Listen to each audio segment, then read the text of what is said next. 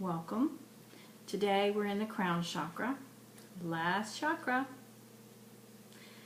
The crown chakra is where we connect to divine source, universal consciousness, whatever term that you like to call.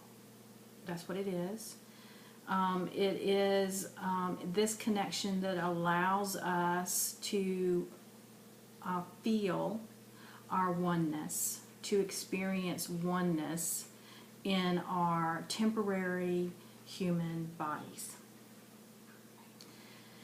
So when we're here in human form, we come for growth, right? Why do we come?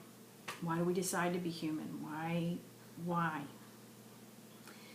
It's like to me, it's like a giant schoolroom. We're here to learn, to experience, and to grow.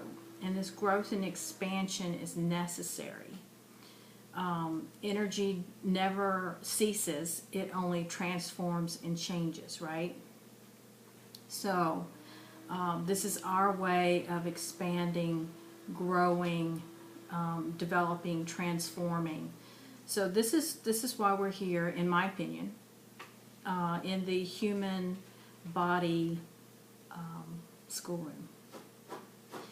So coming from the divine, then it makes sense that as we're here, we probably come in with a mission, a purpose, to experience some lessons or to have some tools for growth, learning opportunities.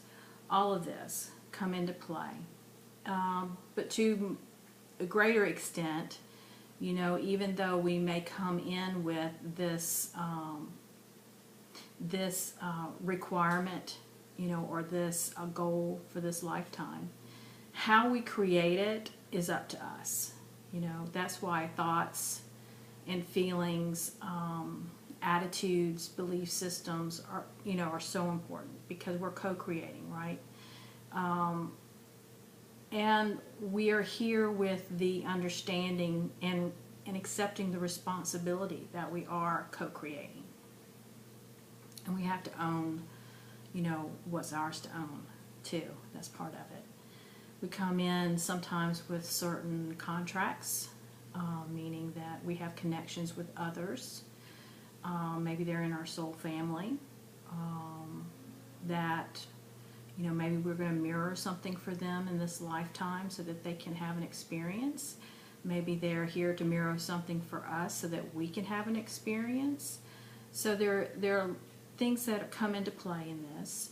And so in this co-creation role, taking that into account, how do we shift? How do we shift? And how do we change what we're creating? So in order to change what we're creating, we have to shift some thought patterns.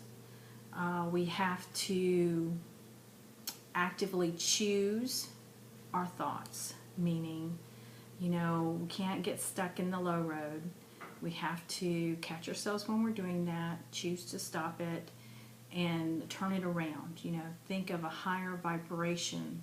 The experience may not be changed, but our reaction to it, how we think about it, how we choose to experience it, can shift and change.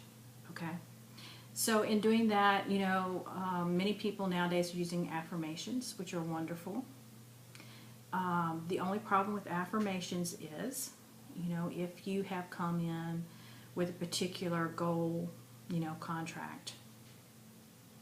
If the affirmation is against that learning, okay, if it goes against what you're here to do, then an affirmation is not going to help you change the energy around it, right?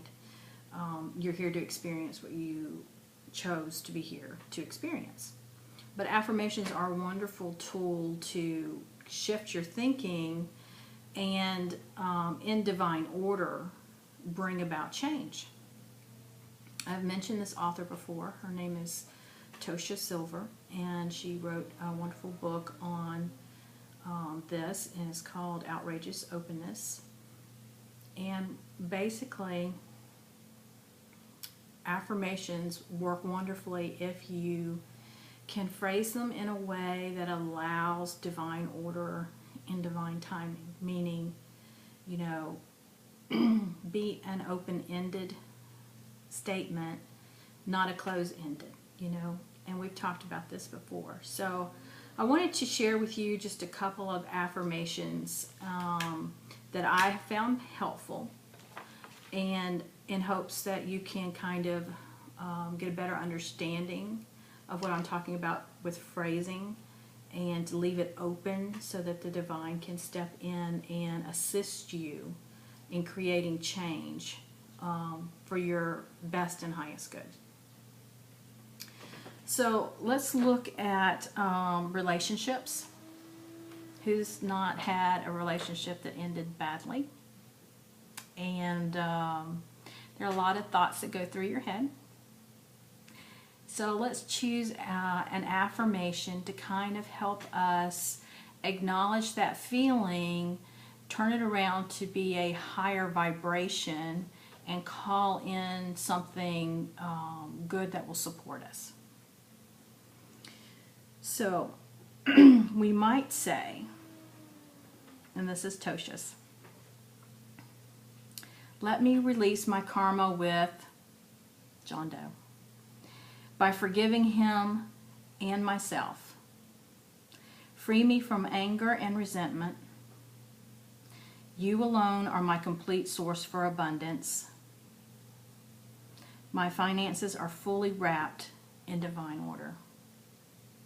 Beautiful, right?